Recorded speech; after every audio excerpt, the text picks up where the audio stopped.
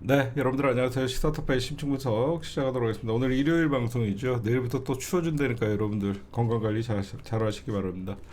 오늘 이재명 대통령이 아시안 정상회의 참석을 위해서 오늘 말레이시아로 오늘 1박 2일 출국을 하셨어요. 그래서 아세안 정상회담에서 오늘 출국하는 장면은 회색 양복 입고 대통령께서 오늘 출발을 하셨습니다. 예. 오늘 이제 아시아 정상회담을 시작으로 돌아오시자마자 29일 날 도란프랑 정상회담, 그 다음에 11월 1일 날 시진핑이랑 정상회담을 앞두고 있습니다. 뭐 국제 범죄 스캠 뭐 이런 것들에 대해서 공조하는 어떤 그런 협의가 예정될 거라고 얘기들이 나오고 있습니다. 이 아시안 그 정상회담은요, 동남아시아 국가 연합이에요, 사실. 그다음에 이번 주 이제 한미, 한중, 한일 중요한 연속 정상회담이 있습니다. 예, 오늘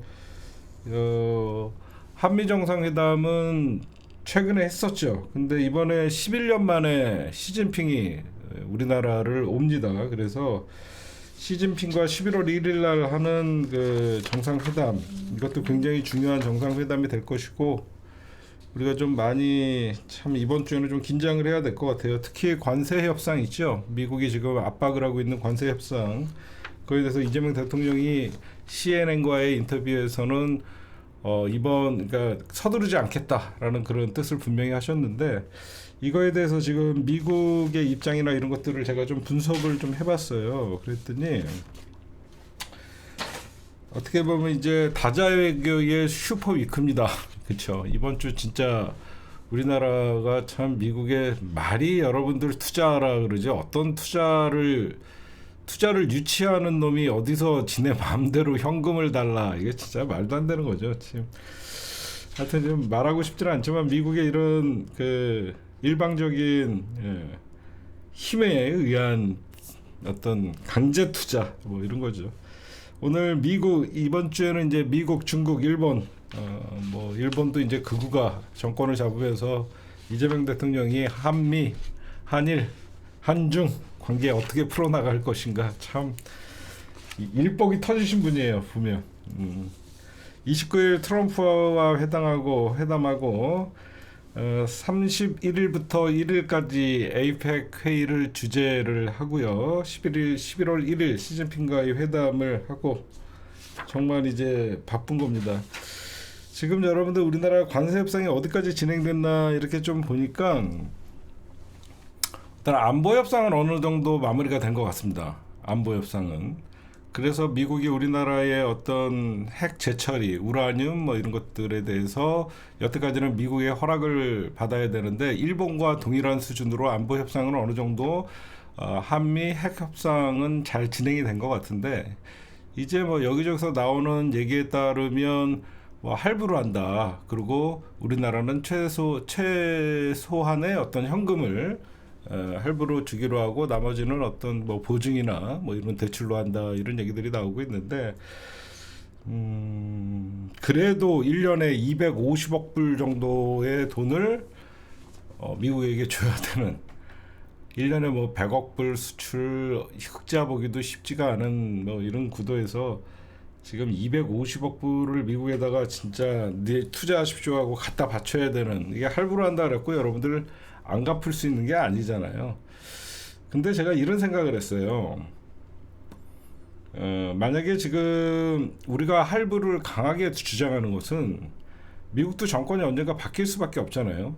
그러면 다음 정권에서 트럼프가 했던 어떤 이런 강제적인 투자 협정에 대해서는 사실 이행을 안 할 수가 있잖아요. 그래서 우리나라는 최대한 할부로 하려는, 아니 저도 할부도 하면 안 된다라고 생각하지만 미국이 아무래도 다음 정권이 나오면 트럼프의 정책을 뒤집을 가능성이 많잖아요. 그렇죠? 그래서 과거에 트럼프가 무리하게 동맹국들에게 제시한 저런 투자 협정이나 이런 거에 대해서 사실 파기할 가능성도 있기 때문에 우리나라는 어떻게 되든지 일시불이 아닌 할부로 하면서 트럼프 정부에서 버틸라고 하는 게 아닌가 이런 생각도 좀 있어요. 근데 트럼프가 굉장히 압박을 하고 있어요. 어떤 압박을 하냐면 지금 관세 협정은 제가 알기론 제가 여기저기 다 뒤져보고 제가 취재를 해보면 관세 협정은 여전히 이견이 굉장히 팽팽하다고 합니다. 트럼프는 어떻게 해서든지 일시불로 받아라. 3,500억 불을 선불 지급을 하는 걸 아직도 굽히지 않는다라는 얘기가 있고 우리나라에서는 절대로 그거는 저희 대한민국 경제 상황에서 맞지 않는 것이다라면서 팽팽히 맞서서 그게 이견이 좁혀지지 않고 있는데도 불구하고 트럼프가 계속 미국이 백악관이 언론 플레이를 해요. 어떤 언론 플레이를 하냐면 한국과 타결 임박이다라는 얘기를 합니다. 한국과 타결 임박이다라고 얘기를 해요. 이건 무슨 말이냐면 트럼프는 자기의 의사를 분명히 얘기했다라는 거예요. 그러니까 한국만 결정하면 사인만 하면 끝난다는 무형의 압박이죠. 그렇죠? 계속 우리나라는 아직 의견이 팽팽하다라고 이견이 있고 의견도 팽팽하다라고 얘기를 하는데 미국에서 트럼프는 한국과 타결이 임박해 있다라고 얘기하는 건 뭐야? 내 얘기는 끝났다야. 나는 이미 대한민국에게 최종 나의 의사를 전달했고 이제 한국이 이걸 사인할 거냐 말 거냐 요거만 남았다는 겁니다. 그러니까 제가 보면 오히려 나는 더 이상 양보할 마음이 없으니까 너네 사인하면 사인하려면 하고 말라면 말아라. 그런 입장이에요. 응? 그러니까 무조건 내가 제시한 조건을 너희들이 그냥 사인만 하면 이 협정은 바로 타결되는 것이다라는 의미죠. 그러니까 우리나라는 계속 이제 현금 투자 비중을 계속 줄이고 있고 그리고 대통령도 그러셨고 위성락 안보실장도 그랬죠. 이번에 타결 확신하지 못한다라고 하는 미국이 양보를 하지 않으면 우리는 할 수 없다라는 입장을 항상 얘기하는 겁니다. 예. 그다음에 그것도 여러분들이 좀 보셔야 돼요. 근데 제가 여러분들 좀 걱정되는 게 있어요. 이 에이펙의 회의의 본질은요. 이 아시아 태평양 경제 협력 기구잖아요. 그렇죠? 아시아 태평양 경제 협력 기구고 정상회의를 계기로 아시아의 어떤 우리 대한민국의 위상이나 이 대한민국이 아시아에서 어떤 식으로 좀 리더 국가의 모습을 보여줘야 되는데 한편으로는 이번 아시아 정상회의 에이펙 회의가 전 세계의 주목을 받는 건 좋은데 이 에이펙 정상회의의 원래의 취지가 가려진다는 게 저는 굉장히 좀 어떻게 보면 의미가 우리 입장에서는 좀 아쉬운 면도 있어요. 왜냐하면 이 아시아 태평양 정상회의에 참석도 안 한다는 트럼프가 단순히 이재명 대통령과의 관세 협상과 시진핑을 만나러 오는 그거거든요. 사실 트럼프는 이번에 아시아 정상회의에 참석하지도 않아요. 그냥 29일 날 이재명 대통령과 정상회담하고 31일인가 그 시진핑 만나고 그냥 가는 거예요. 그러다 보니까 이 아이펙 다자회의에 쏠리는 관심이 줄어든다는 거죠. 전 세계에서 에이펙이 경주에서 한국이 리더 국가 주체 국가고 리더 국가로서 어떠한 세계의 메시지를 전하고 어떤 대안을 제안하는지 그런 것들이 좀 있어야 되는데 그냥 무조건 지금의 사실 제1 이벤트는 미국과 시진핑 트럼프와 시진핑의 정상회담에 전 세계가 주목을 하고 있고 거기에서 패권 전쟁을 멈추고 협력할 것인가 아니면 또다시 패권 전쟁이 이어지면서 또다시 양국이 냉랭하게 될 것이냐 그거에 주목이 있다라는 게 좀 저는 좀 아쉽습니다. 왜 그러냐면 개최국이 우리나라잖아. 응? 개최국이 우리나라인데 개최국이 우리나라는 건 아시아 태평양 경제 이 정상회의인데 경제 협력체가 에이펙인데 그러면 다자 간의 어떤 경제 협력을 통해서 공조를 하고 이런 것들이 좀 부각돼야 되는데 이게 온전히 미국과 중국의 진짜 강대국의 압박의 한 가운데에 대한민국이 마치 그 풍전등화 같은 느낌이 든다는 거죠. 여러분들도 그렇게 좀 생각하지 않으세요? 그렇죠? 이 다자 간의 어떤 공조 협력을 통해서 뭐 전 세계 각종 뭐 소득의 양극화 문제, 어떤 뭐 인구의 문제, 그다음에 환경의 문제 이런 것들을 같이 대응하는 어떤 성명이 발표되고 이런 좀 좋은 회의가 돼야 되는데 미중 정상회담이라는 이 큰 이벤트가 있다 보니까 강대국 사이에 놓인 초라한 아시아 같은 이런 느낌이 저는 있다라는 거예요. 그래서 그게 조금 아쉽다라는 말씀을 좀 드립니다. 그다음에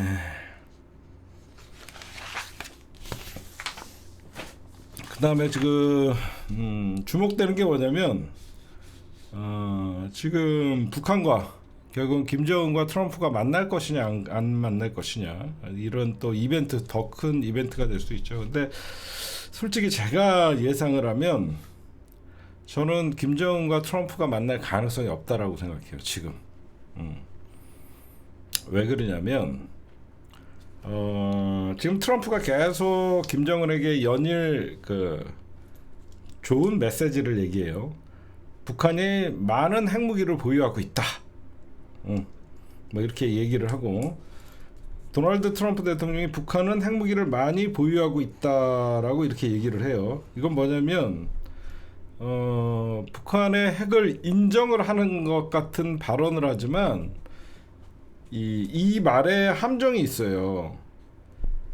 정확히 미국의 대통령이 우리는 북한의 핵 보유국으로 인정한다라는 말 하지 않아요. 그렇죠? 안 하잖아요. 그냥 북한은 핵무기를 많이 보유하고 있다 이 정도까지. 북한은 핵 보유국이다라고 지위를 인정하지를 않는 거예요. 그러니까 유엔의 어떤 제재를 벗어난 공식적인 핵무기 국가다라는 얘기를 하지 않아요. 이건 뭐냐면 너네 핵무기 있는 거 알아. 그럼에도 불구하고 나는 너를 만나고 싶어 이거예요. 그러면 김정은이가 거기서 혹시나 우리를 핵 보유국으로 인정해달라라고 하면서 그 자리에 나올까봐 이렇게 얘기하는데 저는 이번에 김정은이가 오히려 트럼프는 김정은을 만나고 싶어 합니다. 계속 29일날 자기가 이재명 대통령과 정상회담을 하고 시진핑과의 정상회담을 하기 위해서 대한민국을 방문하는데 가는 김에 김정은을 만나고 싶다. 그가 연락한다면 그렇게 하고 싶다. 그러니까 너가 나를 만날 생각이 있다라고 하면 트럼프는 지금 만난다는 입장이에요. 근데 제가 왜 김정은이가 트럼프 대통령을 만날 이유가 없냐면요. 이거는 김정은 입장에서는 트럼프에게 이용당한다고 생각하는 거죠. 왜 그러냐면 트럼프가 뭐 때문에 만나자고 하는 게 없죠. 구체적인 게. 그리고 정상회담이라는 거는 사실 이렇게 갑작스럽게 이벤트로 만나지 않아요. 여러분들에게 제가 정치방송을 계속 설명을 해드리지만 양국의 정상회담을 하기 전에는 목적이 있는 것이고 왜 만나는지 그 이유가 있어야 되는 것이고 그러다 보니까 실무자들이 어떤 합의문이나 어떤 협상에 관해서 나중에 발표를 할 것이냐 안 할 것이냐 이것도 전부 실무자 회의에서 이게 해야 되는데 만약에 진짜로 김정은과 트럼프가 만난다라고 하면 벌써부터 북미 간의 실무급에서 이제 회의가 진행되고 어떤 식으로 의제를 정하고 뭐 북한의 핵 지위 또는 비핵화 이런 거에 대해서 얘기를 해야 되는데 지금 그냥 트럼프는 나 어차피 나 한국 가니까 김정은 나는 만날 준비가 돼 있으니까 김정은 나 만나고 싶으면 연락해 이거예요. 근데 트럼프가 이런 얘기를 해요. 그들은 핵무기를 많이 보유하고 있다. 나는 그 점을 말할 것이다. 라고 하는 것은 북한의 핵무기를 보유국으로 지위를 줄 것인가. 이거는 김정은 입장에서는 만날 이유가 없는 거죠. 예를 들어서 2019년에 그러니까 2021년이요. 20년이었나요? 그때 그 김정은과 트럼프가 만나갖고 하노이 회담이 깨질 때도 계속 북한은 북미 북미 수교나 종전 선언 이런 거에 관심이 있었는데 이번은 의제가 없다는 거예요.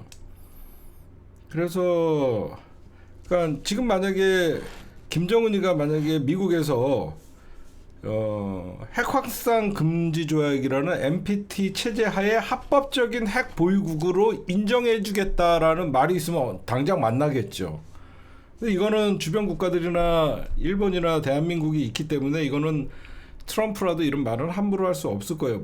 모르죠. 트럼프로 할 수 있을지. 근데 트럼프가 아무리 만나자 그래도 김정은이가 왜 만나야 되는지, 그냥 트럼프의 정치 이벤트에 자기가 이용되는 건지, 아니면 트럼프가 자기에게 뭘 줄 수 있는지, 그러니까 어떤 것들을 뭐 김정은 입장에서는 한번 당했잖아요, 트럼프한테.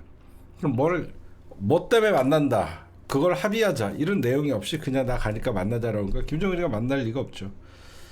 그리고 의외적으로 우리나라로 치면 외교부 장관이 바로 북한의 최선희 외무상인데, 이 최선희 외무상이 러시아, 벨라루스 방문 계획을 발표해 버려요.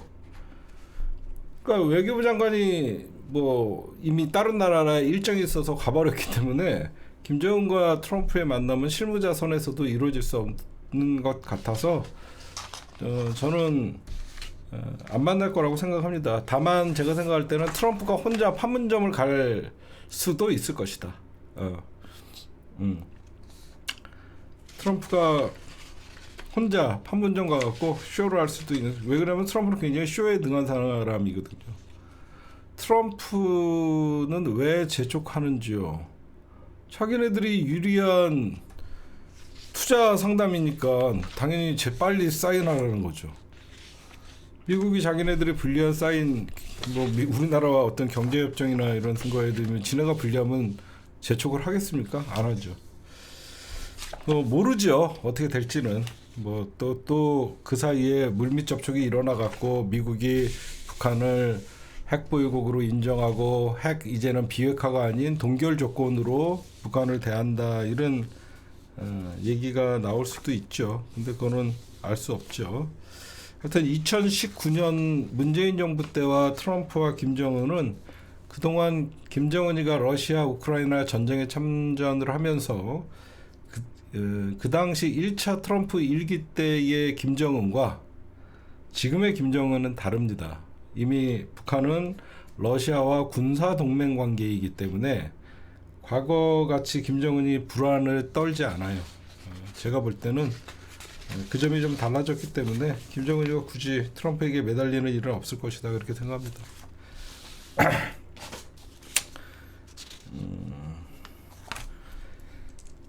그 다음에 오늘 박정희 뒤진 날이죠. 11.6 김재규 장군이 박정희 오늘 살해한 날이죠.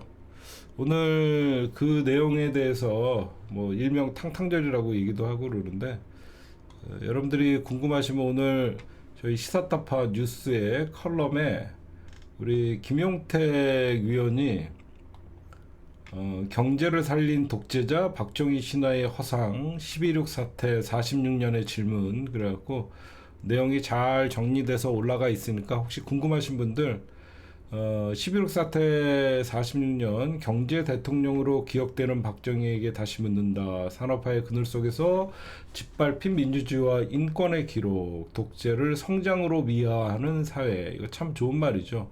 그 기억은 정직한가라고 하면서 오늘 일제강점기 친일, 여기 우리 김용택 선생님이 박정희 경제를 살린 대통령이라고 뭐 이러고 한번 잘 읽어보시면 여러분들은 뭐 좋은 내용이니까 한번 꼭 읽어보십시오.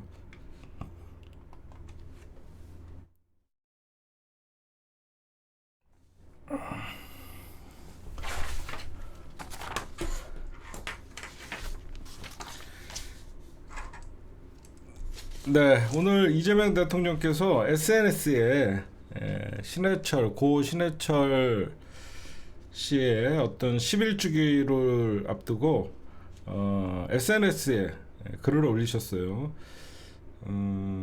앞으로도 우리가 나아갈 길을 밝혀주는 등불이 되리라 믿는다, 추모의 글을 올렸는데, 이재명 대통령이 내일이 신해철 씨가 12월 27일 날 사망했어요. 2014년.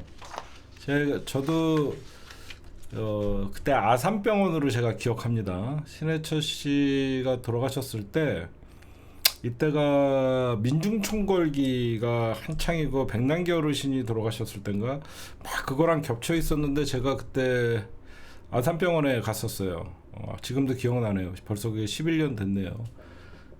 그 신해철 씨 장례식장에 제가 갔던 기억이 나는데 왜 이재명 대통령이 그러면 이런 글을 올렸었냐면요.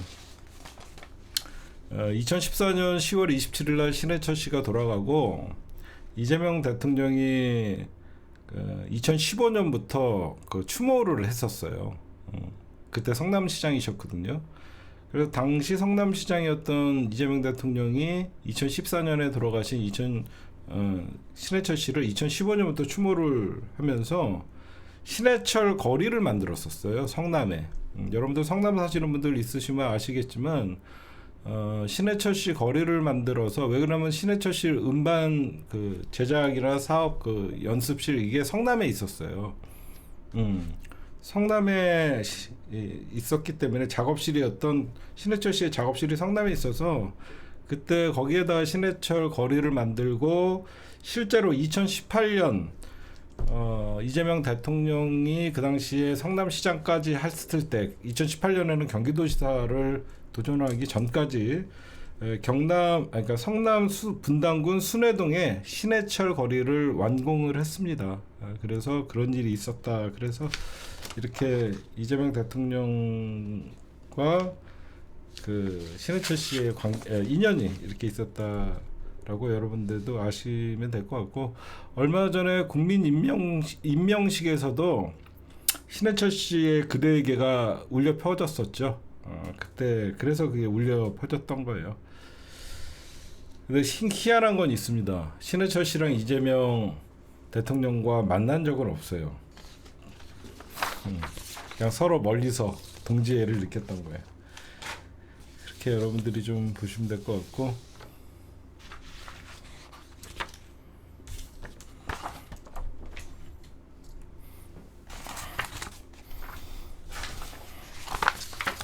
그다음에 이런 말도 안 되는 어이없는 거를 내가 참 뉴스를 얘기를 해야 되나 말아야 되나 좀 싶었는데 국힘당의 송석준이가 계엄 해제를 본인들이 주도했다.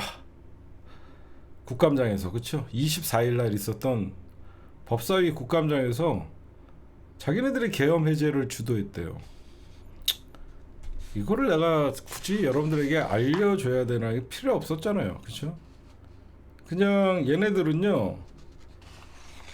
중요한 건 송석준이는 본회의장에 18명에도 끼지 못했던 놈이에요. 국힘당이 18명이 들어왔는데 끼지도 못했던 투표도 안 했던 놈이 지네가 계엄해제를 주도했대요. 그날 여러분들에게 좀 말씀을 드리고 싶은 게 있어요. 그날 사람들이 우원식 의장에게 왜 빨리 투표 안 하냐라고 국힘당이 여러분들 그 자리에서도 제가 보면 개소리들을 좀 했어요. 그게 무슨 말이냐? 우원식 의장이 여러분들 시간을 좀 끌었었죠. 그 이유가 뭐냐면 민주당 단독으로 150명을 만들려고 했었어요. 과반을. 그러니까 예를 들어서 민주당이 130명이 있어요. 그리고 132명이 있다라고 생각해봐요. 그리고 그 당시에 국힘당이 18명이 있었어요. 그러면 150명이 됐어요. 그때 국힘당 애들이 빨리 막 투표를 하자 그랬어요. 근데 혹시나 저것들이 반대표 던지면요. 그쵸?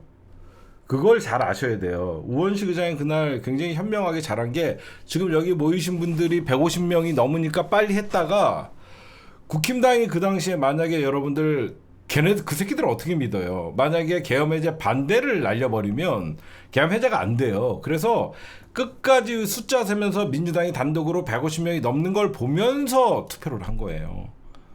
그게 시간 끈 게 아니라 어떻게 국힘당을 믿습니까? 응? 그러니까 여러분들이 그 당시에 뭐 사람들이 우원식 의장이 시간을 끌었다 막 그러고 하는데 그게 아닙니다. 그 당시에 여야 할 것 없이 150명이 넘었으니까 뭐 성원이 됐으니까 빨리 하자 그랬다가 저것들 반대표 던지면 말도 안 되는 일이 벌어지죠. 그래서 하여튼 그날에 지금도 생각하면 좀 진짜 1분 1초가 전기 끊기고 막 그랬으면 투표도 못하고 그랬으면 큰일 날 뻔했어요. 그 다음에 사전 투표 선거권 침해 아니다라고 이제 헌재에서 합헌이다 뭐 이렇게 나왔는데, 이건 진짜 그냥 부정선거를 주장하는 새끼들이 사전 투표에서 부정선거 발생한다라고 하면서 부정선거를 막으려고 하는 거죠. 이거는 그냥 국힘당 애들 생각을 그냥 헌재에서 얘기해 준 거예요. 뭐 이거 얘기할 것도 없는 것 같아요.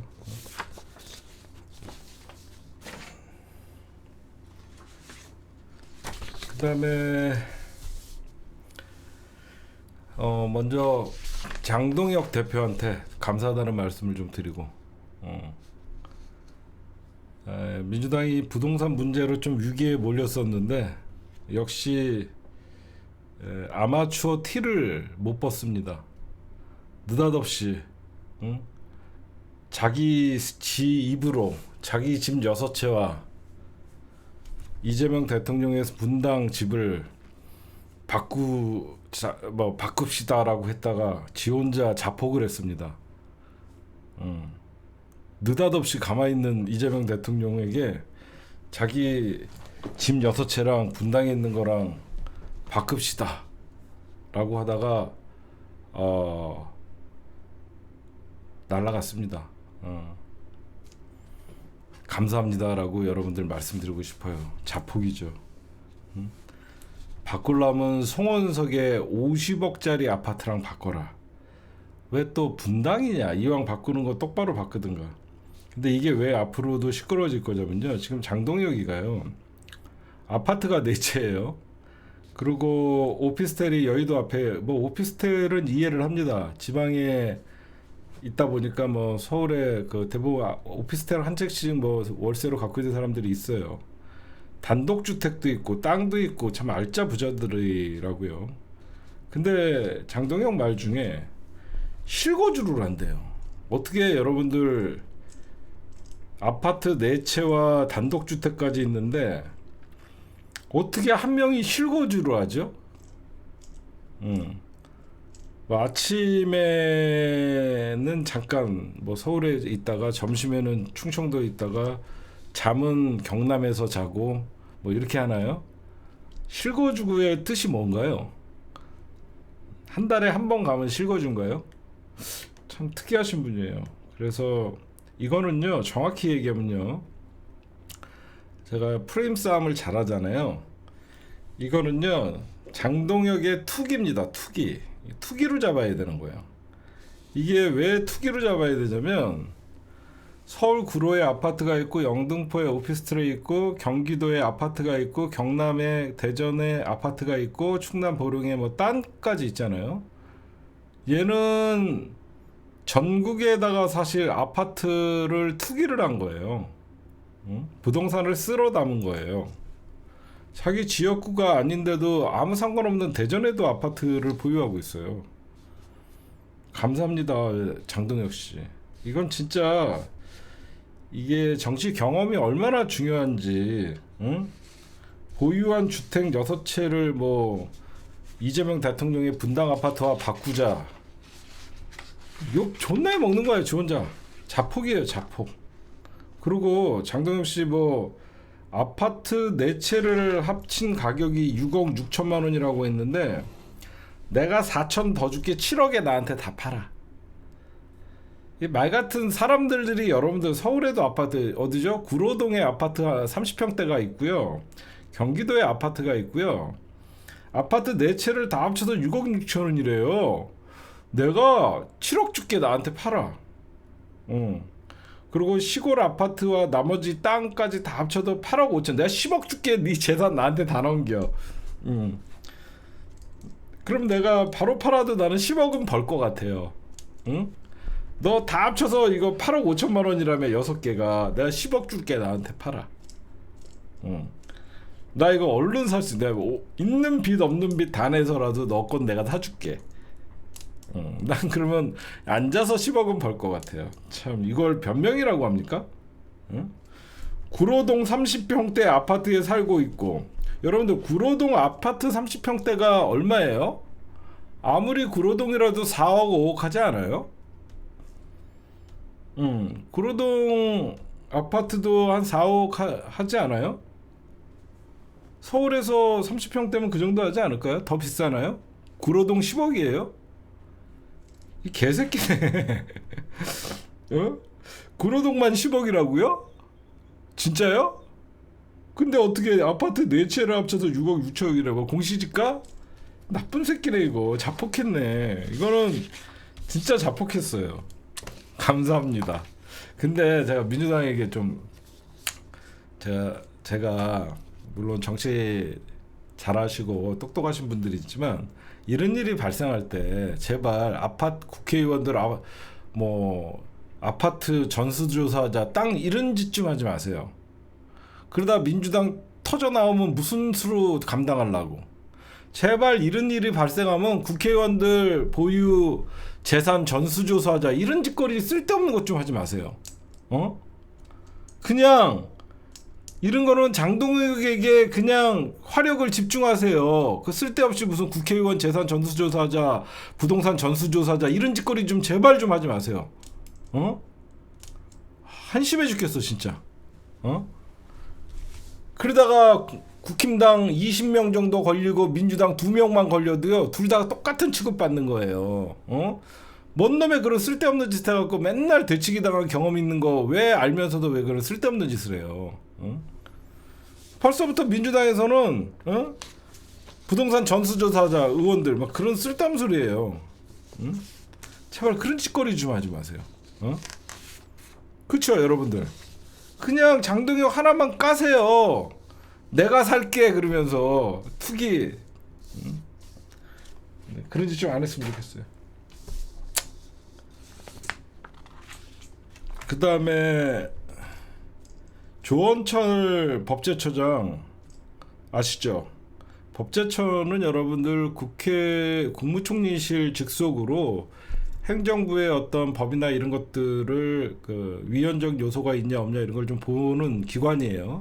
법제처장은 차관급이고 법제처장이 그 부서의 장이고 근데 이 조원철 법제처장이 이재명 대통령 모두 무죄다.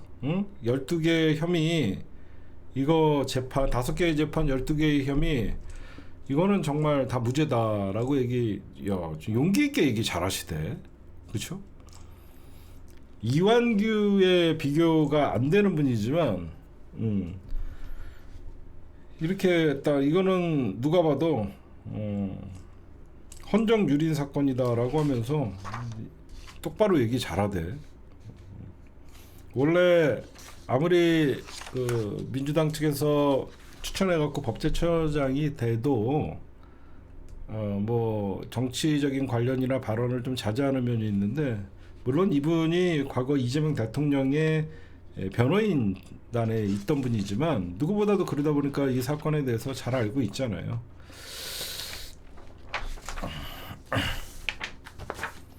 그 다음에 이왕 나온 김에 말씀드리면 지금 이재명 대통령이 5개의 재판을 받고 있죠. 왜 이런 재판이 벌어졌는지 지금 여러분들 한번 봅시다. 대장동 사건이나 백현동 사건이나 이런 사건들 지금 남욱 변호사나 이런 분들이 이제 검찰의 회유에 의해서 이재명이 시켰다 이런 얘기들이 점점 나오고 있고 쌍방울 대북 송금 사건도 이미 그 사건은 사실 재판에 공소가 유지될 수 있을지 저는 기가 막힌 사실 음해 공작이었고 그 다음에 공직선거법도 사실상 2심에서 무죄가 됐는데 조의대에 의해서 지금 파기환송이 남아있고 유죄치주의 파기환송을 때렸죠. 그 다음에 지금 뭐 성남 FC 사건 그거는 경찰 수사 단계에서 이미 무죄가 됐던 사건으로 뒤집은 거고 저는 이 사건들 있잖아요. 이거 아무리 재판이 진행되고 있다 그래도 저는 이거 수사 다시 해야 된다고 생각해요.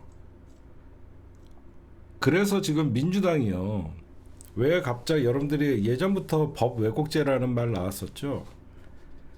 민주당이 여러분들 연내에 법 왜곡죄를 추진한다는 거는 여태까지 스스로 검찰들이 이런 회유와 조작과 회유를 통한 이재명 잡기 5개, 5개의 재판들 니네가 스스로 공소를 취소하지 않으면 결국 니네 처벌하겠다는 거예요. 이게 중요한 거예요. 그래서 이 법 왜곡죄가 여러분들 저는 반드시 있어야지 검사 판사들이 여러분들 아무리 사건을 조작하고 판결을 내려도 아무도 그들에게 책임을 묻지 못하잖아요. 이제는 적어도 검사도 책임있게 기소하고 판사도 책임있게 판결을 내리라는 그런 취지가 여러분들 법 왜곡죄입니다. 그래야만 검찰에 대한 불신, 사법부에 대한 불신이 없어지는 거예요. 여러분들 알다시피 검찰과 사법부가 스스로 철회했기 때문에 검찰청이 폐지되고 사법개혁이라는 얘기가 지금 나오고 있지 않습니까? 누군가가 밖에서 사법개혁을 해야 된다, 검찰개혁을 해야 된다 떠들지 않았잖아요. 국민들이 더 이상 검찰의 수사를, 검찰의 기소를 믿지 못하고 사법부의 판결에 대해서 더 이상 우리가 신뢰할 수 없기 때문에 조희대 대법원장 물러나가고 지금 윤석열 재판을 믿을 수 없기 때문에 특별재판부를 설치하자라고 지금 얘기하고 있는 거잖아요. 어제 문영배 재판관이 이런 말씀을 하시더라고요. 조희대에 대해서 강하게 뭐라고 하시더라고요. 우회적으로. 국민들은 사법의 신뢰가 깨졌다라고 하면서 조희대와 직위원을 비판하는데 왜 자꾸 사법부는 독립을 외치냐. 신뢰가 깨졌으면 왜 신뢰가 깨졌는지 국민들이 묻잖아요. 왜 직위원은 단 한 번도 그런 적이 없었던 윤석열 사건에 대해서만 날짜가 아닌 시로 계산해서 윤석열을 사실상 탈옥시켰냐. 국민들을 묻는다. 그러면서 사법부의 신뢰가 깨졌는데 사법부는 그거에 대해서 왜 그랬는지 아니면 자기네들이 오판을 했는지 잘못을 했는지 그거에 대해서 얘기를 하라고 국민들은 계속 물어보는데 사법부의 재판은 독립이다라고 하면서 엉뚱한 소리를 한다는 거죠.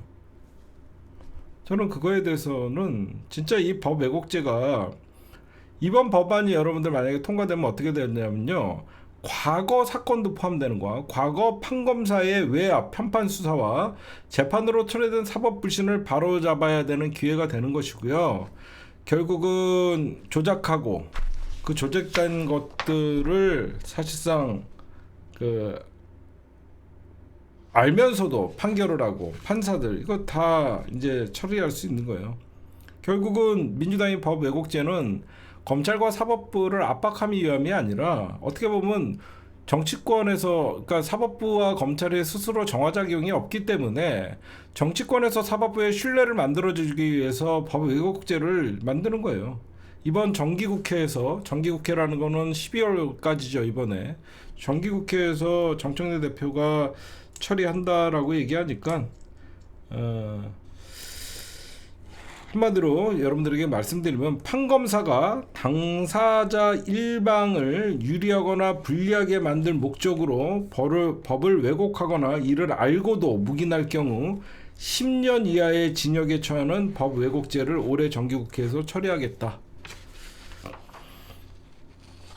법 왜곡죄는 여러분들 어디에 해당되냐면 지금 검사들 아마 이거 통과되면 굉장히 긴장할 겁니다. 특히 쿠팡 일용직 퇴직금 미지급 사건, 대장동 사건, 쌍방울 주가 조작 사건, 일부 판검사가 공적 권한을 남용하여 사건을 왜곡 처리한 사례를 배경으로 한다 그러면 여기에 현재 조희대와 그 사법부 그리고 윤석열 사단들이 당연히 다 해당이 되겠죠.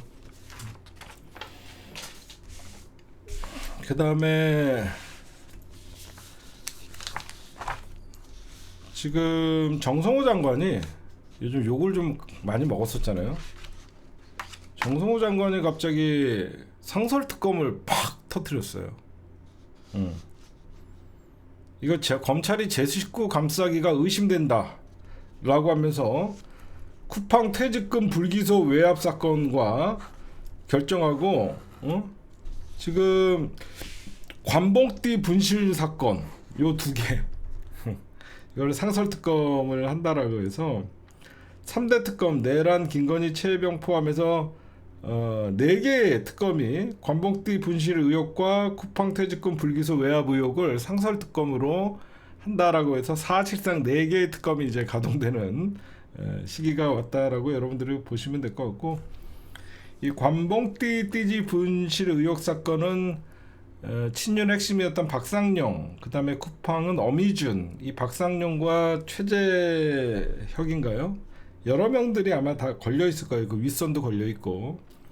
그래서 저는 이거 말고도 상설특검, 사실 저는 마약 사건을 상설특검을 해야 된다라고 저는 계속 얘기했고, 이 사건들도 다 그러니까 지금 상설특검이 왜 필요하냐면 마약 사건 같은 게 사실 상설특검에다가 놓고 해야 되는 것이고, 저는 나중에라도 나경원 사건도 상설특검을 해야 된다고 생각해요.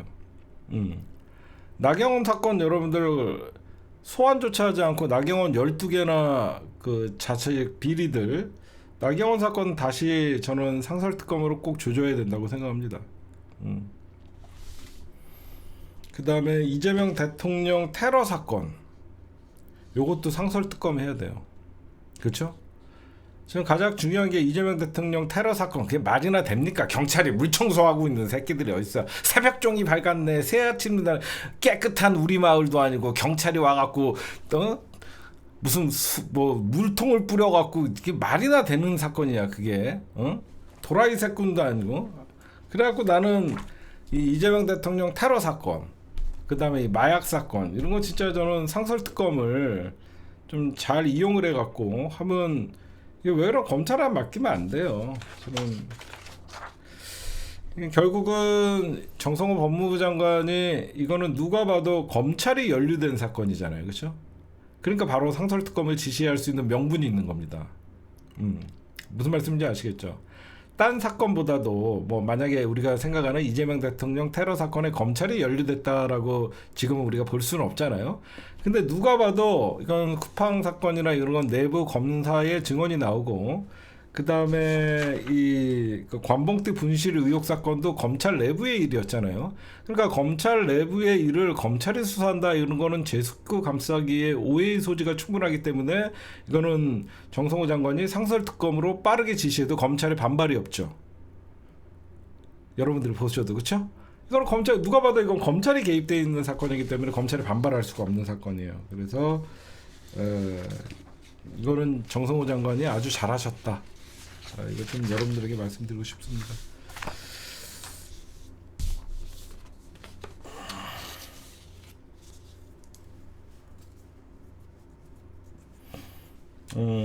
법무부 장관이 이렇게 결정만 하면 다 할 수 있어요. 좀 자주 결정 좀 해주시기 바랍니다. 그 다음에 네, 오늘의 주요 뉴스였습니다. 네, 지금 얼마 전에 제가 뉴스타파 여러분들 그 보도를 보면서 이런 말씀을 좀 드렸잖아요. 지금 김건희 특검뿐만 아니라 이놈들이 지금 과거에 김건희 사건 수사하던 새끼들이 특검에서 수사하니까 검찰은 하나도 안 걸리는구나. 제가 처음부터 그랬잖아요. 이 3개의 특검이 검찰을 얼마나 많이 구속시키냐가, 나는 제가 생각할 때는 이 특검의 성패가 좌우된다라고 분명히 말씀드렸는데, 딴 사람들 수사한 거는 기사가 나오지만 검사들 수사한 거에 대해서는 기사가 하나도 안 나오잖아요. 그쵸? 그래서 아니나 다를까 대검에서 지금 여러분들 알다시피 김건희 특검을 한문혁 부장검사가, 지금 김건희 특검에 한문혁 부장검사가 파견이 돼 있는데, 이 사람이 여러분들 2021년 7월에 그 이종호 도이치모터스 그 주가 조작한 계좌 관리인이었죠. 얘랑 술 처먹고 그랬던 게 지금 다 지금 제보가 들어와 갖고, 이런 애가 무슨 수사를 하겠어요. 응? 안 그래요? 지금 여러분들 이종호 구속시킨 거는 어디예요? 응? 변호사법 위반으로 구속시켜요. 이거 보세요. 이게 이종호고 이게 한문혁 부장검사고, 이렇게 술 처먹고 이런 사이가 무슨 제대로 수사를 하겠습니까? 응? 지금 김건희 특검에 있는 한문혁 부장검사가 과거에 응? 지금 서울중앙지검 반부패 3부장으로 있다가 대검에 파견된 거예요. 아니 대검에서 특검으로 파견된 검사예요. 이런 놈들을 지금 대검에서 감찰을 한다라고 하는데 대검에서 이런 애들 감찰 제대로 하겠습니까? 심지어 여러분들 한문혁이가 지금 특검팀에서 뭘 했는 줄 아세요? 도이치모토스 사건 수사팀장을 맡아왔어요.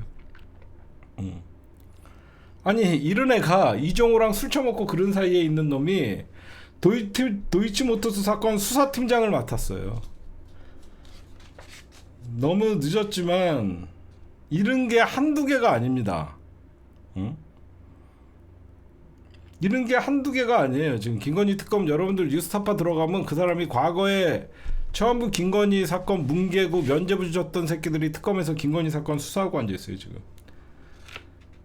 아휴 참. 하여튼 일단은 특검에서 배제시켰고요. 다시 검찰로 복귀시켰는데 서울중앙지검 반부패 3부장으로 복귀시키는 게 아니라 수원고검 직무대리로 일단은 좌천성 복귀를 시켰어요. 그렇게 하시면 될 것 같습니다. 아휴 참. 하여튼 이런 것들 좀 아셔야 되고, 그 다음에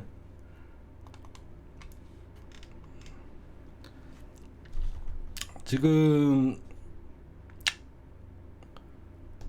계속 지금 영장이 기각 나오고 있죠. 누가 봐도 영장 전담 판사들은 조희대가 정합니다. 그렇죠? 영장 전담 판사들 조희대가 정하는데 특히 여러분들 요 세 명이 이정재, 정재욱, 박정호 얘네들가 전에 어디 있던 놈들이에요. 전부 수원지방법원 부장판사, 수원지방법원 부장. 이재명 대통령 사건 경기도 사적이용 법화 의혹에서 유죄 때린 김혜경 여사, 그 다음에 이재명 대통령 거기 수사하던 거고, 쌍봉을 불법 대북송금 의혹 사건, 이런 애들을 갑자기 4명 중에 영장 전담 판사가 4명인데 2월 7일 날 올해 2월 7일 날 한 번에 얘네들을 다 일로 영장 전담 판사로 다 부릅니다. 올해 윤석열 국회에서 탄핵안이 통과가 되고 헌재에서 심리할 때 희한하게 조희대가 2월 7일 날 급하게 수원지법에 있던 애들을 전부 불러 들어갖고 영장 전담 판사로 만들어요. 여러분들 보시다시피 얘가 여태까지 이정재 어떤 짓을 했냐, 윤석열 체포영장 기각시켰던 놈입니다. 내란 특검에서 청구한 윤석열 체포를 기각시킨, 한마디로 내란 수개를 체포영장을 기각시켰던 놈이에요. 그 다음에 삼부토건 조성호 구속영장 기각시켰고, 중국 간첩 99명설 허위보도 스카이데일리 기자 구속영장 기각시켰고요, 한덕수 구속영장 기각시켰고, 한학자 정원주 비서실장 기각시켰고, 건진 공천청당 박창호 경북도 의원 구속영장 기각시켰고요, 박성재 구속영장 기각시켰고요, 김건희 김혜성 영장 기각시켰고, 리박스쿨 기각시켰고요. 그냥 내란 공범들이에요. 그 다음에 우리가 좀 놓치고 있는 게 있어서 하나 여러분들과 얘기해 봅시다. 제가 요즘 조선일보를 한번 봤고 천대엽의 발언을 봤고 여러 개를 봤어요. 우리가 뭘 놓치고 있나 생각을 했더니요,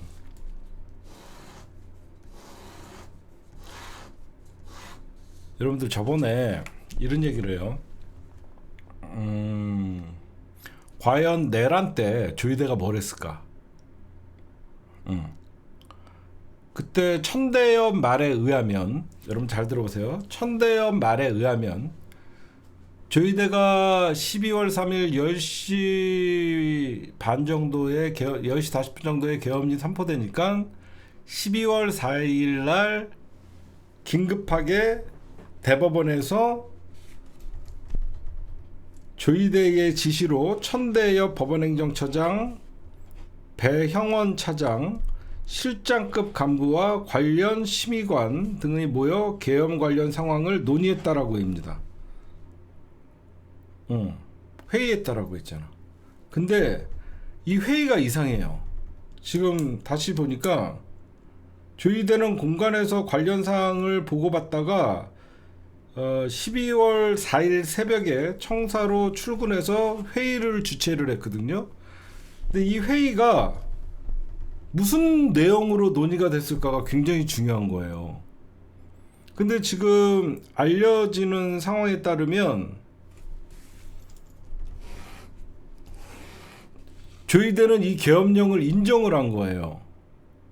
그게 무슨 말이냐면 정상적인 사법부의 수장이면 이건 불법이다, 사법부가 어떻게 저항할 것인가, 이런 거를 하는 게 위헌적이고 불법적인 계엄에 대해서 사법부의 입장을 발표하거나, 이거는 사법부가 나와서 저항을 해야 된다, 어떤 회의가 이루어져야 되는데, 이 지금 회의 내용이 뭐냐, 이상합니다. 비상계엄에 따라서 사법권의 지휘와 감독은 계엄사령관에게 옮겨간다. 계엄이 성공했다라는 거, 계엄을 인정하는 거죠. 자기네들의 사법권이 계엄령이 선포가 되면 계엄사령관에게 인계가 된다. 계엄사령관 지시와 비상계엄 매뉴얼에 따라 향후 대응을 마련할 것. 내란 동조죠. 그쵸? 계엄령이 선포가 됐으니까 얘네들은 계엄이 성공했다라고 생각하고, 계엄령이 선포가 됐으니까 계엄사령관이 사법권도 쥐고 있으니까 사법부는 계엄사령관에게 협조해야 된다, 그 뜻이거든요. 지금 4일 새벽에 조희대가 어떤 회의를 했냐, 현재 상황을 파악하고 관련 규정을 검토해 향후 대처 방향을 수립할 것으로 보인다. 계엄법에 따라 비상계엄사령관의 지시를 불이행하거나 내란 외환죄, 공무방해나 공안을 해치는 죄, 국가보안법 위반죄 등의 재판을 군사법원이 한다. 이에 따라 해당하는 제목에 대해 현재 진행 중인 재판도 군사법원으로 이송될 걸로 보인다. 이게 무슨 말이냐면, 앞으로 사법부가 기존에 있던 사건들을 전부 군사법원으로 넘겨야 되고, 재판은 군사법원이고, 그래서 업무 차원에서 어떻게 이걸 넘길 것이고, 앞으로 계엄군이 잡아오는 국가보안법 위반, 공무집행방해 위반, 이런 것들을 어떻게 할 것이냐, 이런 얘기가 나와요. 그러니까 얘는 비상계엄 자체를 합법이냐 불법이냐를 따지지 않았어요. 그냥 비상계엄이면 그게 성공했다라고 생각한 것 같아요. 그래서 계엄사령부에게 넘어간다. 비상계엄이 합법적임을 가정하고 계엄 후속 조치를 논의한 겁니다. 사법부의 수장이.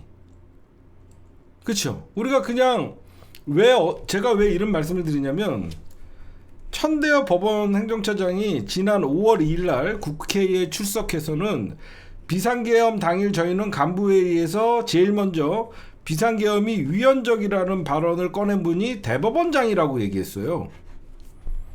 5월 2일 날 출석에서는 비상계엄이 위헌적이라는 말을 꺼낸 게 대법원장이다라고 얘기했는데, 무려 6개월 만에 밝혀진 사실은 천대엽이 윤석열의 친위 쿠데타와 관련해 처음 위헌이라고 공식 입장을 낸 것은 비상계엄 8일 만이에요.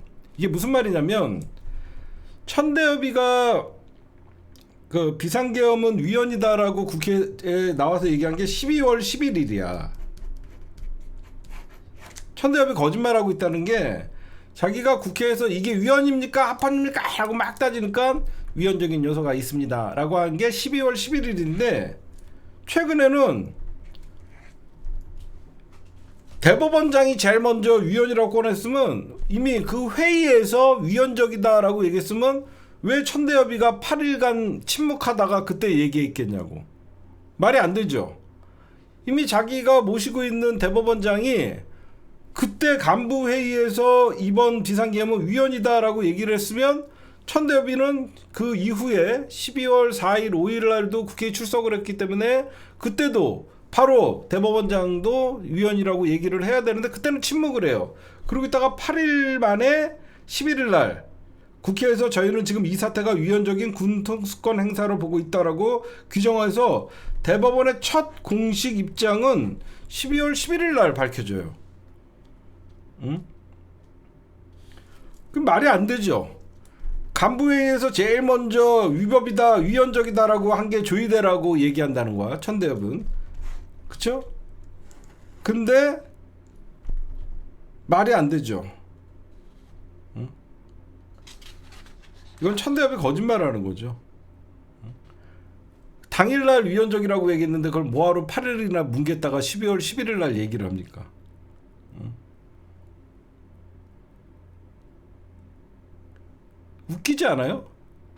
그렇게 위헌이라고 조희대가 제일 먼저 했는데 그게 이제서야 밝혀지는 것도 웃기고. 응?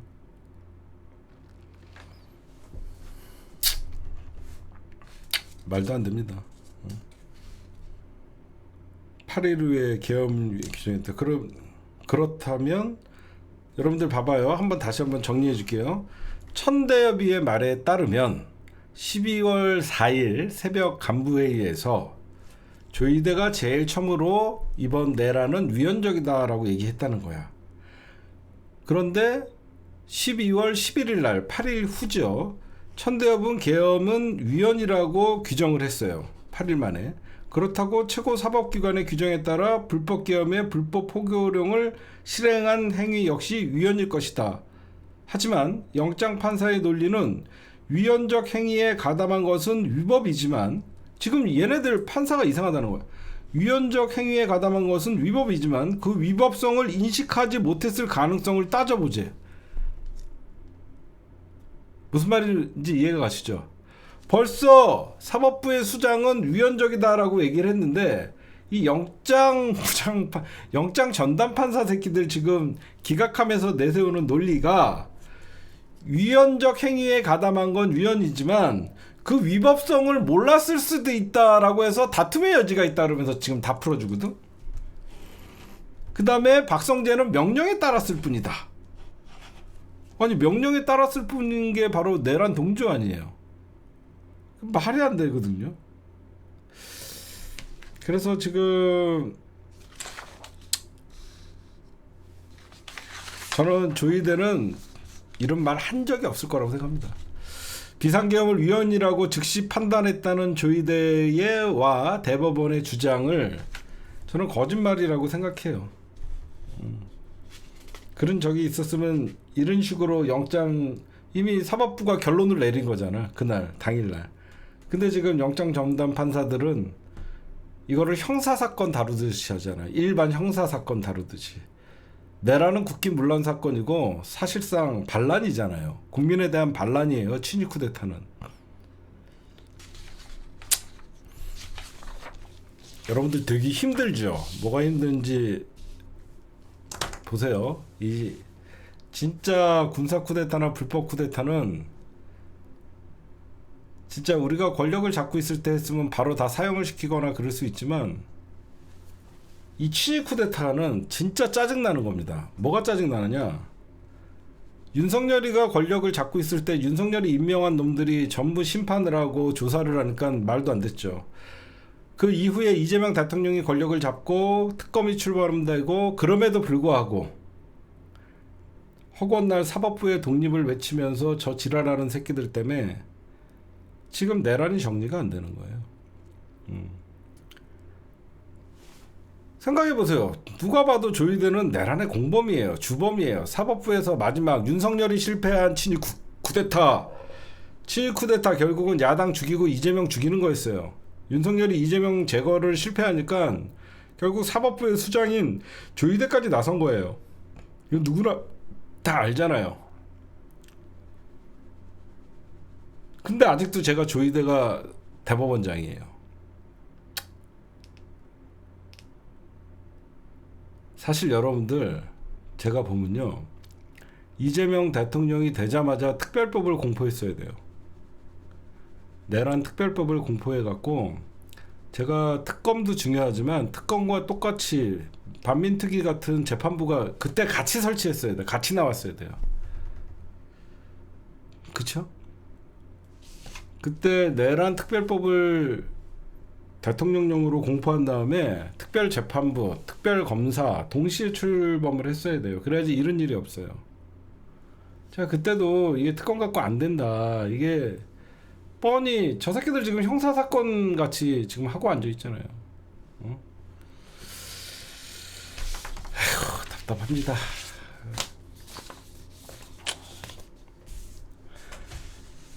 그리고 마지막으로 국힘당 여러분들, 제가 제목에다 썼지만 국힘당이 무슨 자격으로 국감에서 감사위원회 자격으로 지금 국정감사를 진행합니까? 저는 윤석열 내란 수개를 배출한 국힘당은요, 감사를 받아야 할 대상이에요. 그러니까 지금 어떻게 보면 지난 윤석열 정부의 국감이나 마찬가지잖아요. 저는 참 국감을 보면서 저런 인간들이 국정감사에 감사위원으로 앉아갖고, 이거는 국감을 하자는 게 아니라 국감을 방해하자라고 나왔잖아요. 언제까지 저런 인간들을 봐줘야 되나. 그리고 현실은 참 슬프죠. 이게 제대로 된 정의가 작동을 하고 제대로 된 나라라고 생각하면 조희대는 즉시 탄핵을 해야 되고, 지금 엄상용이나 박상용 이런 검사들은 즉시 공수처에서 체포해서 끌고 가갖고 단죄를 해야 되고, 왜 그런 걸 못할까? 참 답답하죠. 그렇죠? 눈앞에 범죄자들이 활개치고 있는데 그 무엇도 할 수가 없어요. 이 나라는 검사, 판사가 모두 기득권들의 나라니까. 여러분들 눈에 다 보이잖아요. 누가 나쁜 놈이고 누가 범죄자고. 국힘당은 사실상 내란 정당이고 저런 정당을 해체당하는 게 맞는 건데, 우리는 늘 조심스러워야 하고, 우리가 이 사회에 우리가 주류가 아니라서 그렇다라고 제가 늘 말씀드리잖아요. 그렇죠? 저는 이번 또 세계의 특검, 윤석열 내란, 그 다음에 이런 것들을 거치면서 또 진보는 확장된다고 생각해요. 그리고 대한민국의 80년 동안 기득권을 누렸던 이 대한민국의 주류 행사를 하는 반민족자들, 반역자들, 저는 얘네들을 반역자라고 생각해요. 그리고 여러분들 앞으로, 저는 오늘 국힘당을 제가 내란당이라고 썼지만 저 정당은 범죄 정당이에요. 범죄 정당. 나는 앞으로 국힘당을 범죄 정당이라고 할 거야. 저건 내란뿐만 아니라 그냥 내란당 하면 사람들이 별로 인식이 그냥 이제는 좀 많이 피로감이 있는 것 같아서 범죄 정당이라고 해야지 정확합니다. 모든 범죄의 중심은, 모든 권력 범죄의 중심은 내란당이에요. 국힘당이에요. 그래서 국힘당을 범죄 정당이라고 하면 사람들이 조금 와닿는 게 더 있을 것 같아 갖고, 여러분들이나 나나 국힘당은 범죄 정당, 범죄 정당. 저는 꼭 이렇게 얘기해야 돼요. 쟤네들이 진짜 검사들과 짜고 치고 판사들과 짜고 치고 전부 저 국힘당 성향의 인간들 어디 댐댐이를 한번 보십시오. 저 사람 같은 새끼들인가. 안 그래요?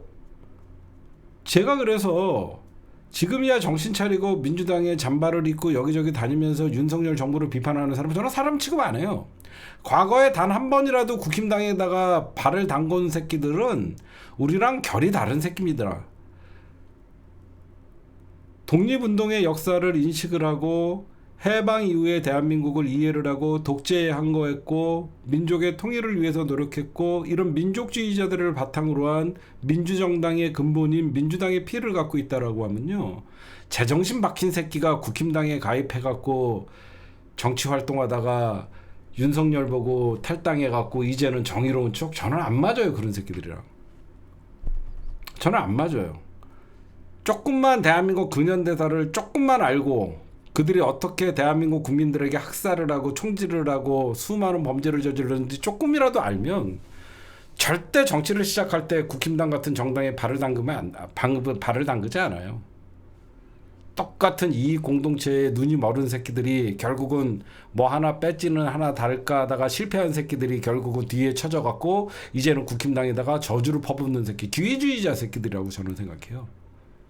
안 그래요?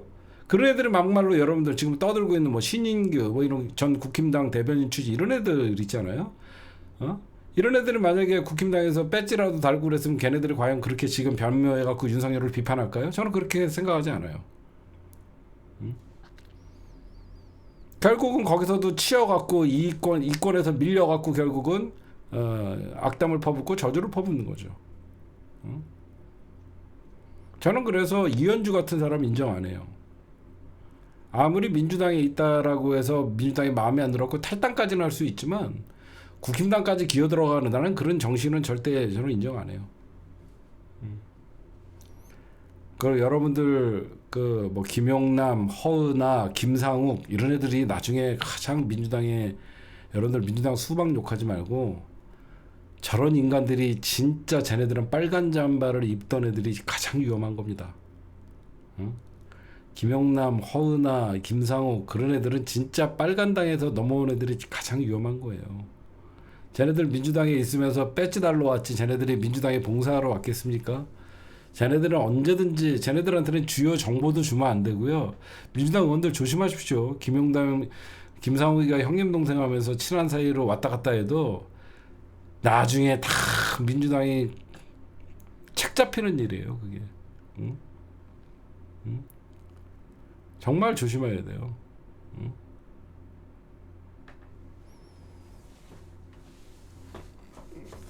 저는 항상 제가 이 바닥에서 윤석열 욕하고 그런 애들 옛날에 변희재나 그 변희재랑 같이 하는 손혜원이나 이런 애들 그 다음에 송영길이나 이런 애들 진짜 조심하라 그랬잖아. 내가 과거에 절대 여러분들 민주당에 있는 사람들은 민주당을 떠나지 않아요.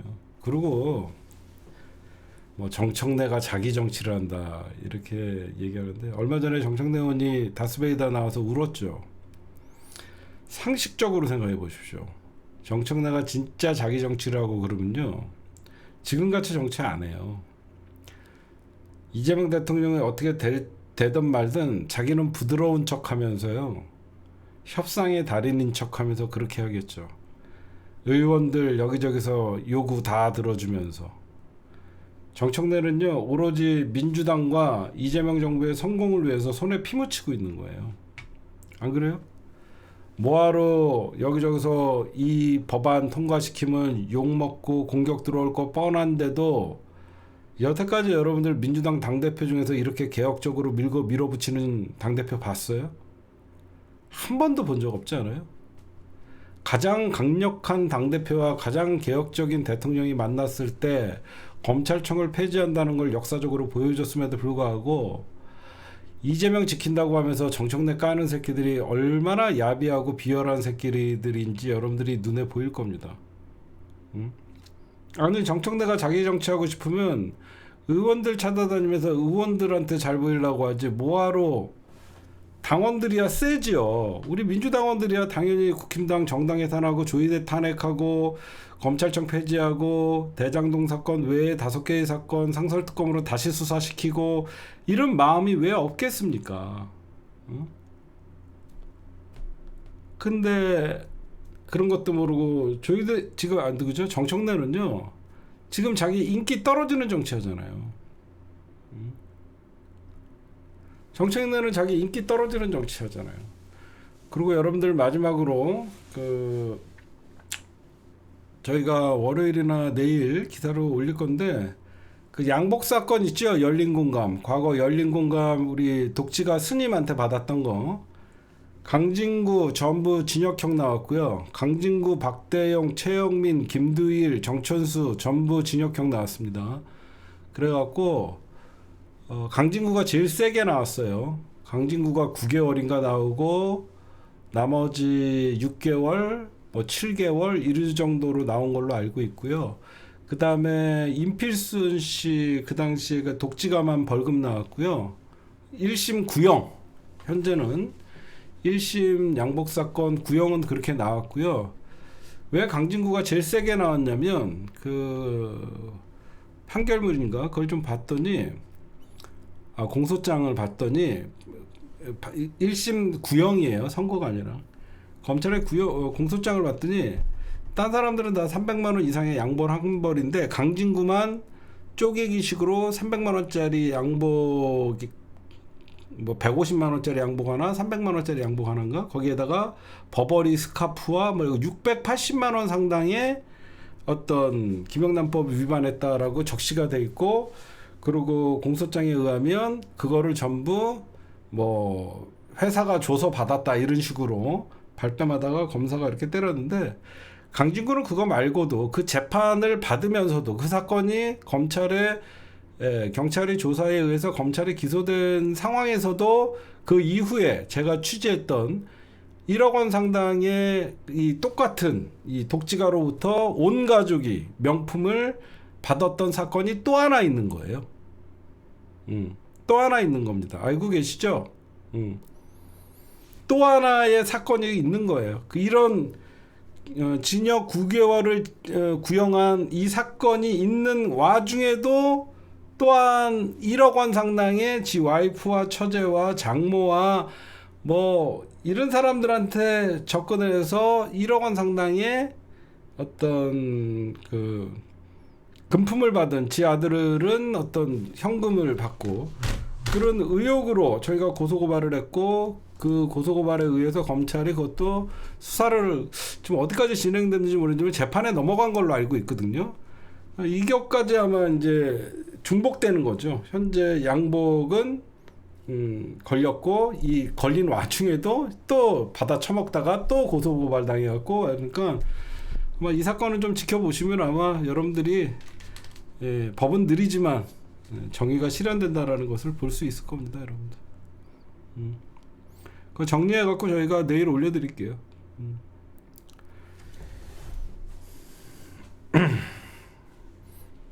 쪽팔린 새끼들이죠, 진짜.